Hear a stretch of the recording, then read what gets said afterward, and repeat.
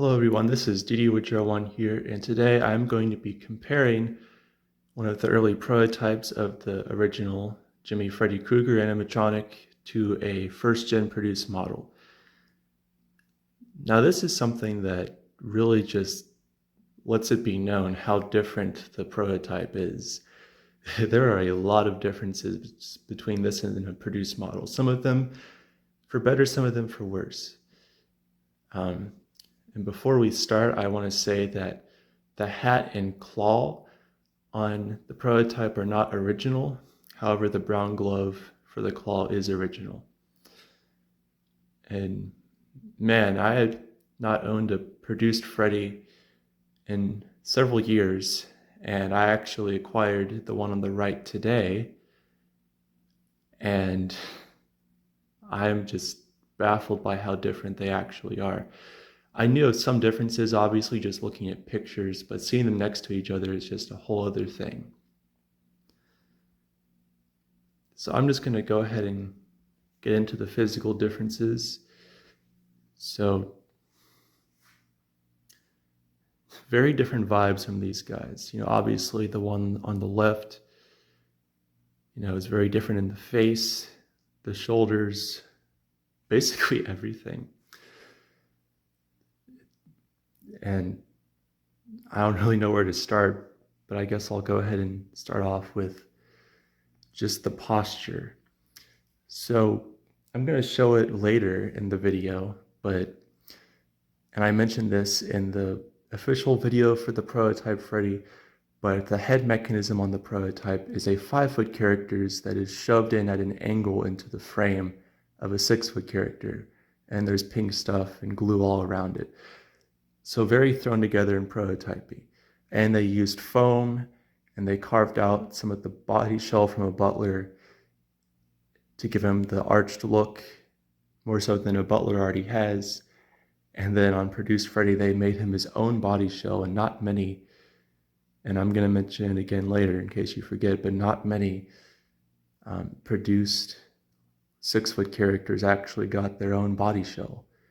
And Freddy is one of them. Most of them just reuse some iteration of the butler shell, which I can understand. But let's take a look at them from the side here, the side profile. There's just a huge difference right off the bat.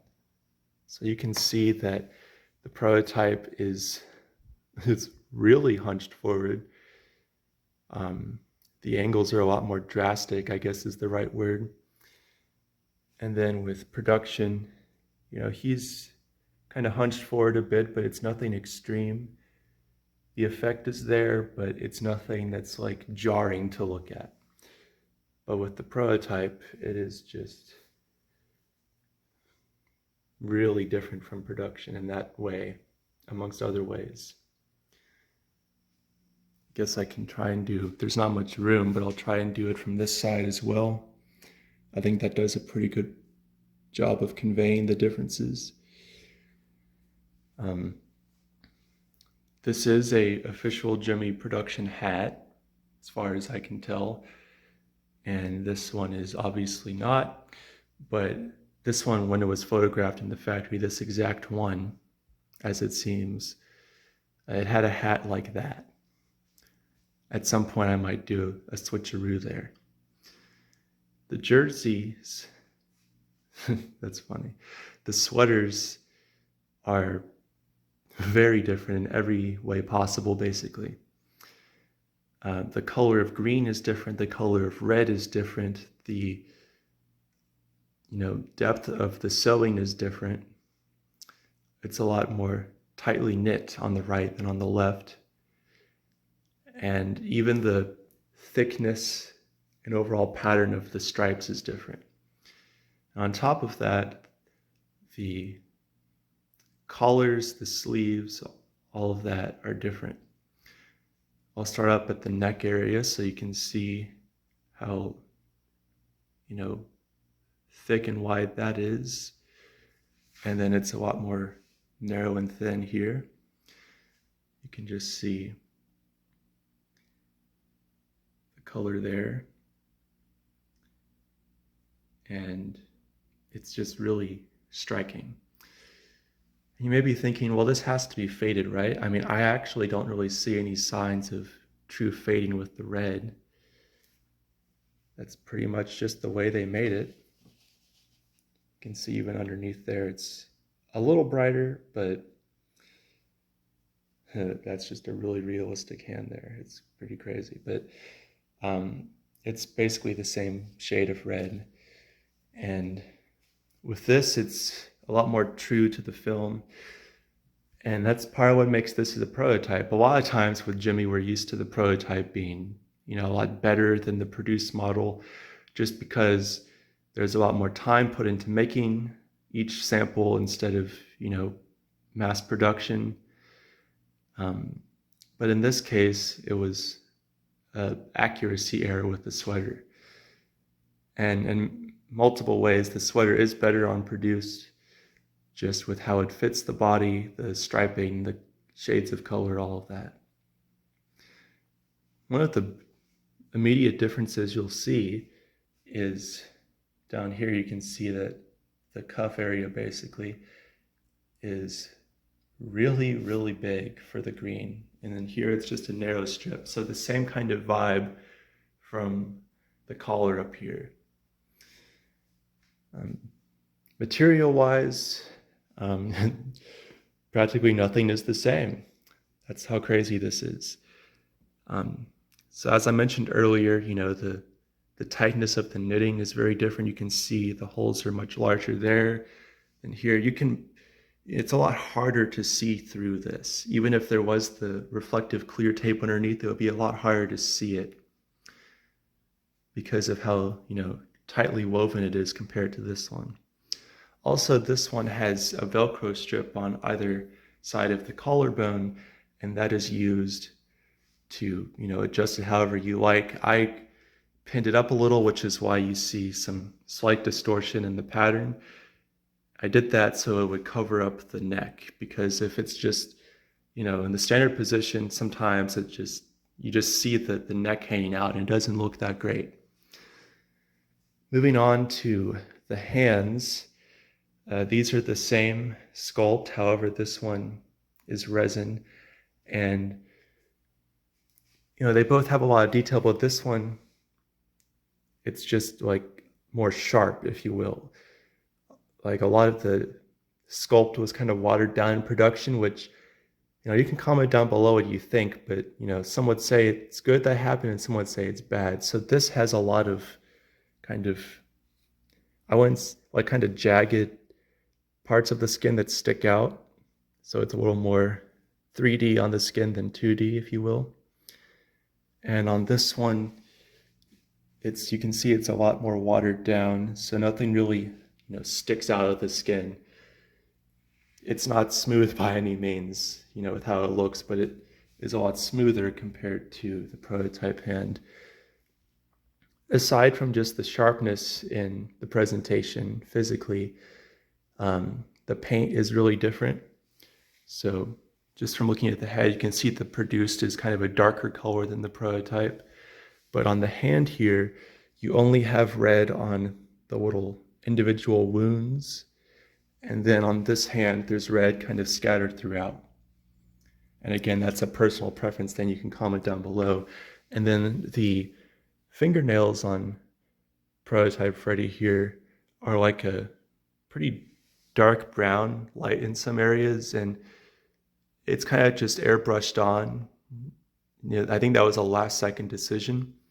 But you could kind of interpret it as his nails are dirty, which makes sense to me. And on produce, they're like a kind of a whitish color, as you can see. I've not compared directly the sizes of the hands. This hand might be a slight bit larger, but they're pretty much the same size-wise. The other hand, you can basically ignore this claw because it's a Ruby's vacuform claw. But you can see the glove, you can see the patterns on the fabric there. And then on this one is really coarse and kind of less pliable. And this one is a bit softer to the touch, and you can kind of ply it around easier. The hands inside are the same sculpt, but again, this one is less watered down.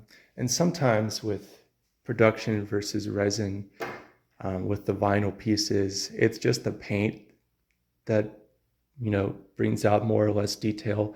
But in this case, the hands are very watered down. Because if you look at this hand here, I mean, that looks alive, basically. And there's a few different colors of paint on there. When you get up close, you can see them. But you can just see like how realistic that life cast is of a hand. I mean, that's incredible. Funny how much effort went into that versus, you know, having it to where the hand is visible on an item versus completely covered up. And then with this, you can see through that little hole. You know, it's still a realistic life cast, but I guess it's a little less believable, as one might say. Now the pants, I know this is not for the lighthearted. This is going to be a kind of a tedious video here. The pants are very different, different colors, as you can see. These pants are more coarse. They feel like more so real pants.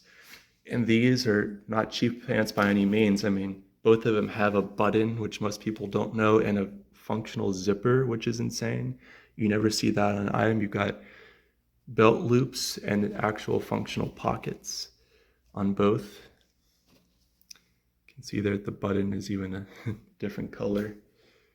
That one's a bit lighter.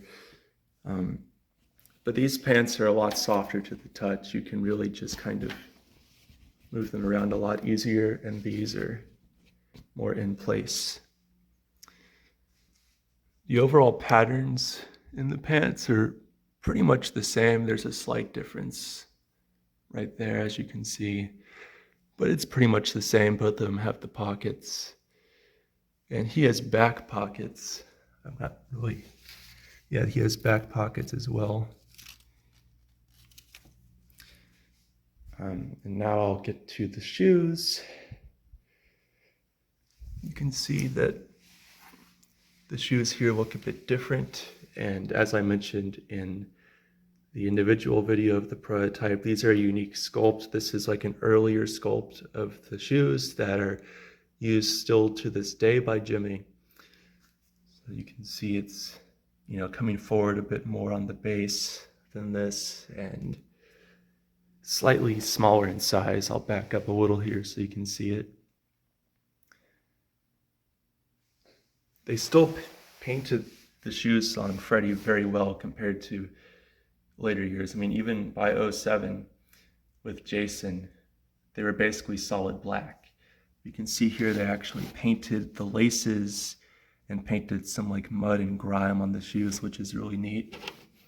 And then of course on the prototype shoes, you get a similar effect going on. But again, the sculpts are different. And if you're not able to tell at first, you can see the lines on there versus the lines on here. And then the bottom of the shoe there versus here. And that's basically it when it comes to the overall differences physically. I just realized there's a little hole there. That's sad. Again, I just got this today. Hopefully that can be fixed someday. Now I'm going to move in to differences with the head turn mechanisms, which are going to be really interesting for you.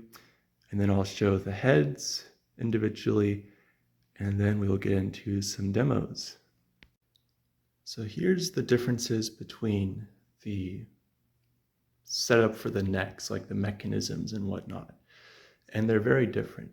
First of all, this one being on a Butler body shell that's modified with foam and cutting, it's going to look really different from the outside, as you can already see, of course. And, you know, Freddy is one of the few 6-foot characters that got a unique body shell. So that's why he looks so different from like a Butler. Like there's a Butler shell right there. Obviously, I'll start off with this. This is a produced one, so in case you don't know, it's the typical 6-foot character head mech, but then it's mounted up on this really large angled structure because Freddy's head he's looking up essentially, and that's countered with the head mech being angled down, and that gives him his unique head turn effect. We can see how that's set up in there. And then over here, it's really different and primitive. I had no idea what to expect going into this when I first acquired this and it was found and whatnot. But they quite literally just took a 5-foot dancing character mech and just shoved it into a hole in the 6-foot character structure. They carved out a hole, shoved this in at an angle, and then pink stuffed it in. So it is extremely thrown together looking and prototypey, which is really cool. And this is how Scrooge's head is set up, except it has a 6-foot character mechanism. And the early butlers, it's the 6-foot character mech, but there's only one port in the neck. And so this is very similar to Scrooge in the way that you have a resin head with a soft PVC mask, and then there's a second plug. So there's a plug that actually comes out of the head, kind of like a brain monster. And it plugs into this little adapter port right here. So one function is powered by that jack, and the other is powered by this. And that is just how Scrooge is done. Scrooge and Freddy are similar in a few ways, construction-wise. And I just wanted to show you guys that you can see just how much foam is there.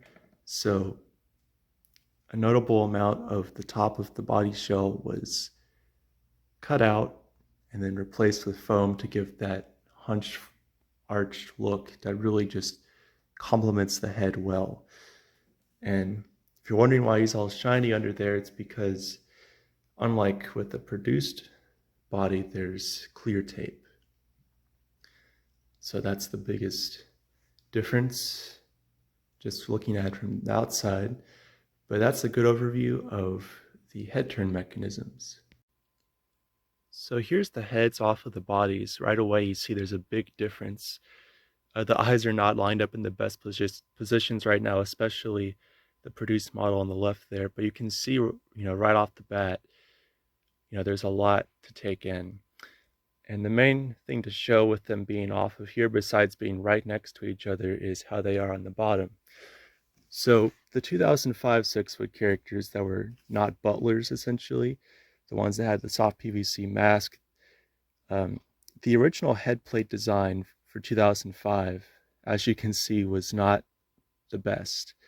It was very brittle and not as reinforced as the head plates you'll see in 6, 7, and up. And you can see the effects of that for sure. You can see just how much is broken away. I'm honestly amazed that this actually still holds up. I've not gone in there to repair the mouth mech yet, but I feel like the second I open this up, it's just going to be done. So that's going to need to be replaced, probably with the 2006 plate, just for longevity and whatnot. Unless this somehow still works and can be salvaged, which will be incredible. But the main thing you want to see is the setup for the prototype heads. So as you can see, really insane.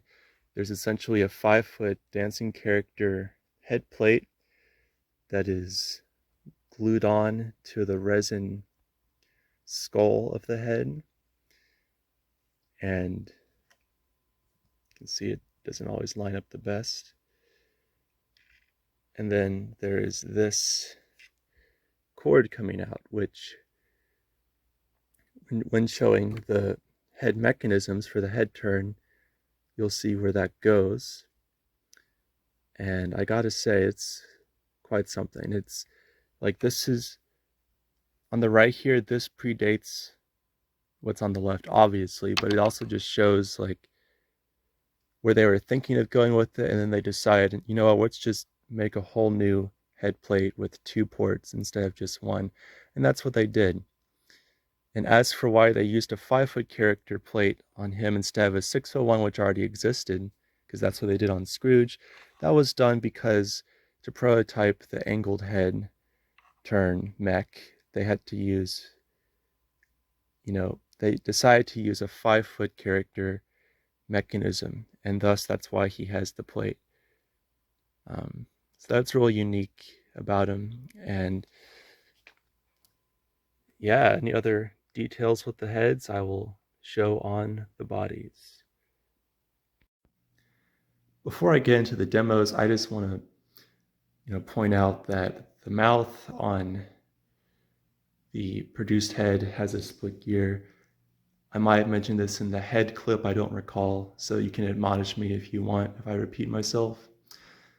But the head plate, as I know you saw in the head clip, or head segment of the video, I should say, because there's a little clip on the actual back of the head. The plate is very brittle, and I feel like the second I go in to replace the gear, it's just gonna basically fall apart. I mean, as I've owned it, as I've just kind of carried the head around, like a few little pieces have fallen off. That's how brittle that is. I'm amazed it's holding up right now. So I just wanted to film this before I tried to work on that. And I can do a future video comparing them if you guys want with the mouth fixed. But yeah, so now I'm going to plug them both in and do a few phrases. Something that surprised me is how much louder the prototype is. When you think of a classic Gemmy Freddy, you think, wow, that's kind of amplified sound, that's pretty loud. And I had not had one of these for a while, like I said earlier in the video. So when I got this, it's like, wow, Freddy's really loud, like I remembered, but the prototype is much louder, as you'll see, and of course a little higher pitch. The programs are basically the same, except for a little bit of the mouth movement, but I have not compared all of the phrases next to each other, so we're going to find out in this video if that's the case or not. Now we'll go ahead and plug them in. These are some loud items right here.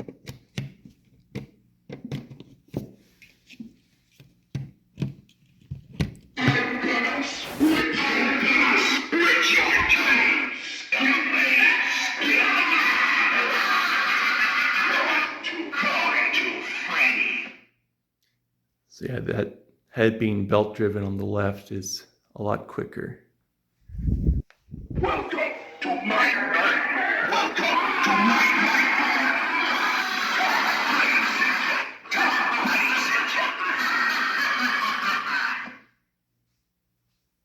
Oh, what's wrong? Someone.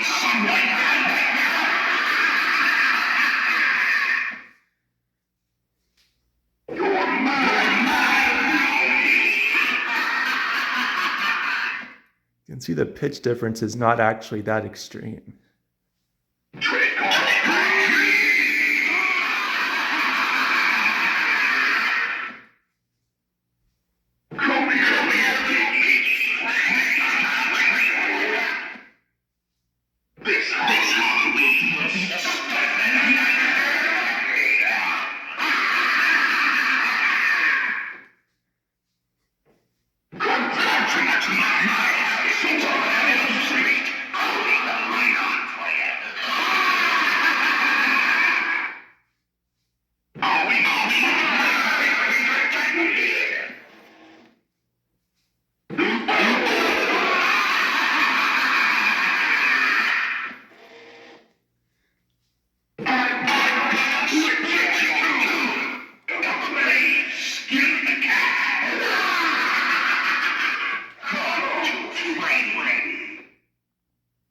It seems like the eyes actually have split in the produced head, which is lovely. But yeah, that is a comparison of the two. I think it's incredible how many differences there are, and that just shows you how early this Freddy on the left is. It's earlier than the stock photo Freddy. It's a very early one that was sent to Spirit Corporate, and maybe used in the flagship store, maybe not even. Maybe this is earlier than one they would have set up in the flagship store. And then it was sold at the spirit sample sale, and years later, it's mine. But yeah, I hope you guys enjoyed this video. Not exactly exciting, but maybe interesting for you. I will see you next time. Thanks for watching.